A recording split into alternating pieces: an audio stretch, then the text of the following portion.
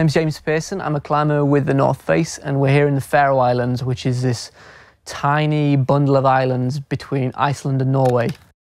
I think I searched something as simple as biggest sea cliff in the world. It's pretty wild. There's a lot of different things that make it pretty difficult to climb here. There's going to be a lot of loose rock. There's going to be a lot of grass, a lot of birds that want to vomit on you. I'm always game for a Chaucy adventure, so I figured why not? Let's go check it out.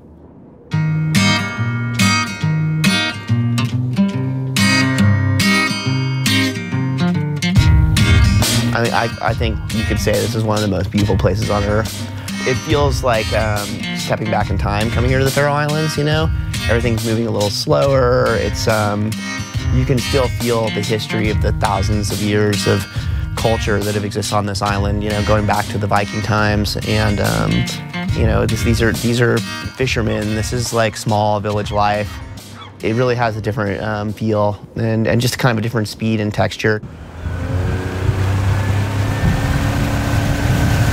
So we're just on a bit of a bumpy ride out to Cape Anniberg. It's going to be the first time we see the wall, and this place is incredible. I've just got my fingers crossed that we actually can climb on this thing.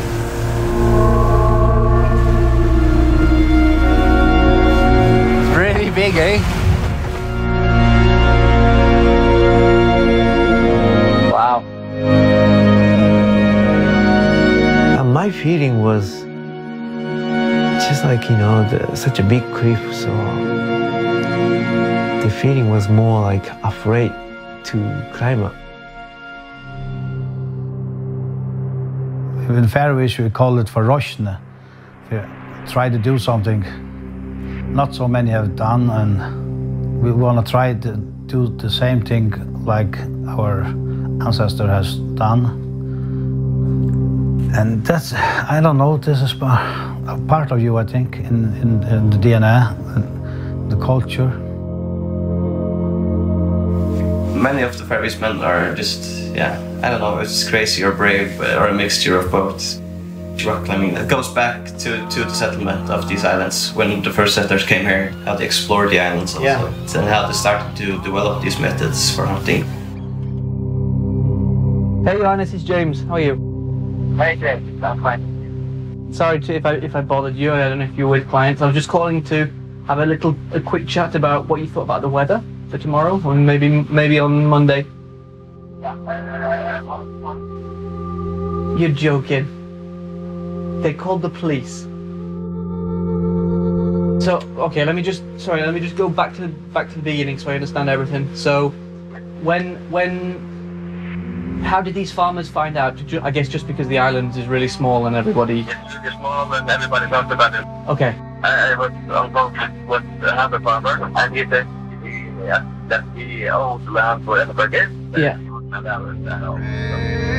Yeah, no, it turns out that once the farmer that actually owns the face of the cliff caught wind of what our plan was, he didn't like the sound of it and he shut us down, so we will not be climbing Cape Anniberg. Obviously the main aim of the trip was to go and climb Cape Anniberg. It was almost like our schedules had freed up, and so we started to think about what else could be, you know, a productive use of our time. We started looking at other objectives, and we found this incredible cliff line with this hanging lake leading up to these wild cliffs. The three of us split up and started developing these crazy steep gymnastic routes in this super wild location, and I knew right away that the rock was going to be pretty amazing and good for climbing.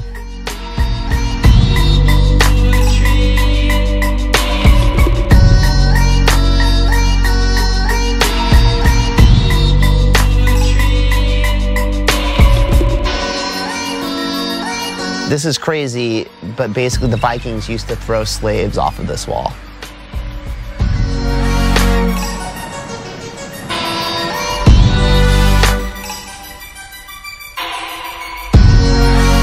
Originally, my idea was to come to a place where nobody seemed to have been climbing before, at least not climbing for pleasure. And it turns out that people have been climbing here out of necessity for hundreds of years.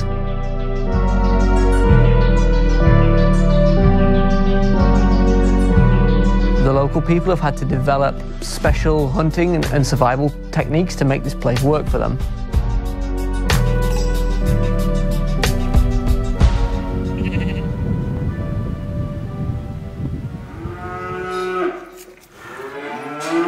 The story I heard from older men in the village, they have sheep where the puffins are nesting, and there is a very good grass, very good for sheep. Så det 60 meters, 30 meter, og det loddrat beint upp.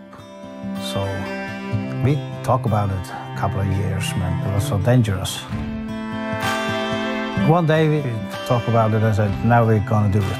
He would first go on land and with a rope around his waist, and then he would start climbing, and another guy would like help him, but with a rod that we use for hunting fulmars and puffins. And after that, these guys who went to the top, they would drag the sheep up with the rope.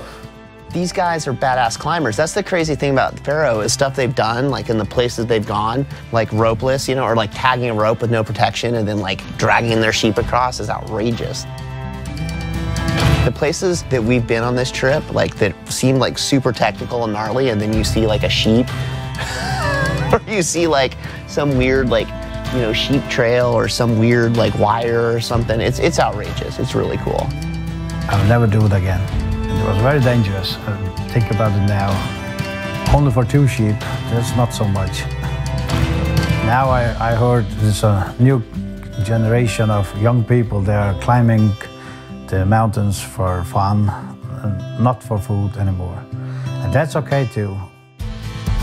We went to see the farmer, which turned out to be a collection of all the village elders, and sat down and just explained, you know, why we were here, what we wanted to do.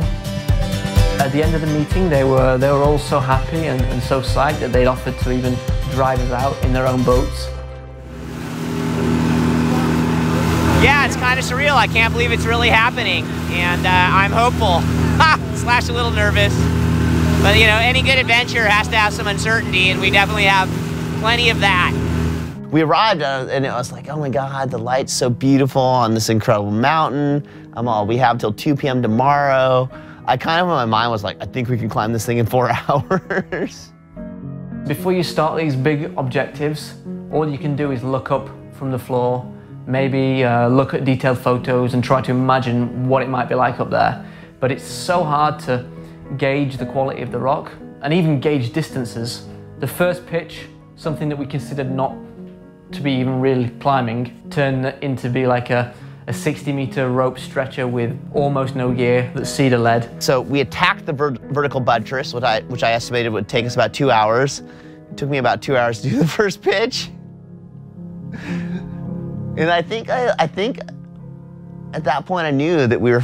Well, I used to be scared, and I still am. Said I used to be afraid. I was enough of a man. I used to fear so feeling. I thought it do me harm. I never thought about acceptance, pissing others off.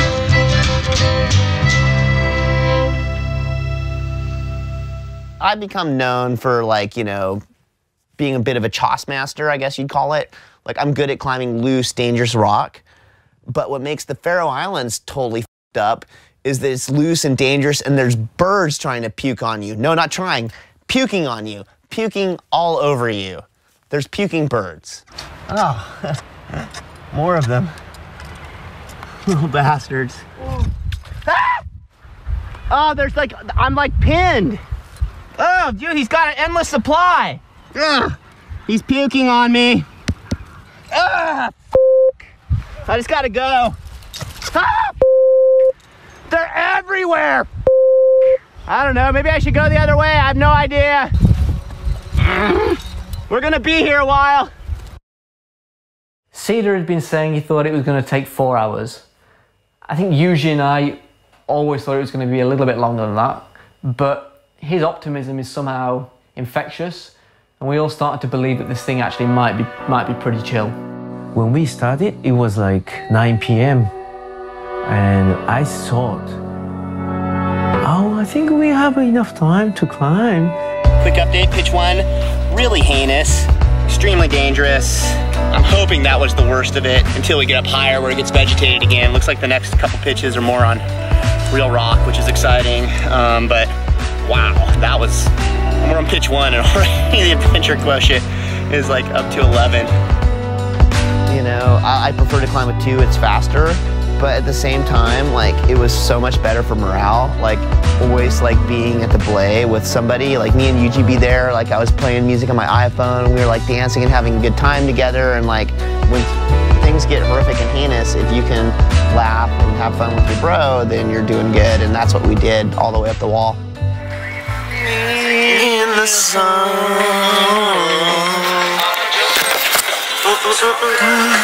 Good job, man.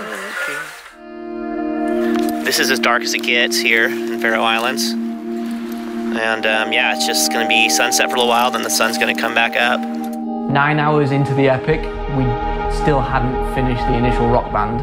At that point, it was full on raining. Everything was soaking, rain was dripping down my arms. We are still on the bottom pillar of Enneberg. We've been on the go for about 9 hours. We've done a grand total of, I think, 4 pitches. 5 pitches, usually just finished. Basically, we're... It's been slow. But hopefully, Yuji's just done the deed and taken us to the grass. And from now on, I hope that it's basically glorified, scary hiking. You wanted this. Beautiful. Beautiful, that was graceful. Just 500 meters of this to the top. So quick update, grossly underestimated this upper garden. You can see what we climbed up. It was real bad. James over there bringing Yuji up. We're kind of simul climbing up this like 5'9" grass or 5'10" grass. Yeah, my specialty just grossly underestimating how heinous something's gonna be. It's the gnarly, ludicrous bird vegetation-ridden wall from hell that becomes one of your great memories in the end, you know? I mean, the big thing is just like sharing it with like 2 totally awesome people like James and Yuji, you know? The thing that will stay with me longest about my time in the Faroe Islands is just the raw, natural beauty of the place. There is such a small percentage of the land that's actually inhabited. There's so much wild space out there. And it seems like every day you can just set off in one direction and see something absolutely magical. Adventure is going to the unknown and embracing an uncertain outcome, knowing that if you do your best, you might just pull it off. That's a cool and crazy feeling. And when you, against all the odds, get to the top of Cape Enneberg, and you're standing there with your 2 bros, it's a magical feeling. And it's worth all the bird puke and runouts and grass climbing, you know, because it feels amazing to have climbed this outrageous feature and to have pushed yourself to the limit, you know.